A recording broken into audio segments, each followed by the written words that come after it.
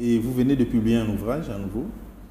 Oui, comme vous venez de le dire, je viens de publier un ouvrage qui se nomme Pouvoir financier d'un État moderne, le Congo démocratique aujourd'hui, qui en soi était un outil de la diplomatie économique et un diagnostic aux fins de création de richesses. Comment arriver à la réalisation d'une démocratie sociale à proprement parler. La RDC est un État moderne.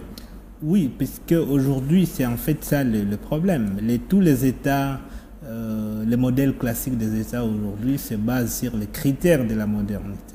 Mais les critères de la modernité impliquent aussi la prise en compte d'un certain nombre de choses, notamment la consolidation des agrégats macroéconomiques intérieurs, la diplomatie économique, la souveraineté financière, etc., pour arriver à matérialiser cette notion d'État classique, d'État moderne.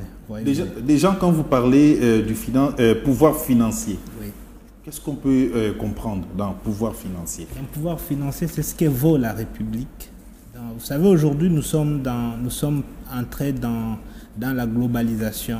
Nous sommes entrés dans l'économie publique internationale en enfant perdu parce qu'effectivement, notre cadre intérieur est déficitaire. Notre cadre intérieur est déficitaire. Et quand je parle du pouvoir financier d'un État moderne, je fais appel à la souveraineté financière et économique d'une république dans le cadre des marchés intégrés, dans le cadre de la globalisation, voyez-vous. Et quand vous observez la RDC, qu'est-ce qui vous a motivé à publier cet ouvrage? C'est comme je vous le disais, aujourd'hui, c'est la désorganisation intérieure.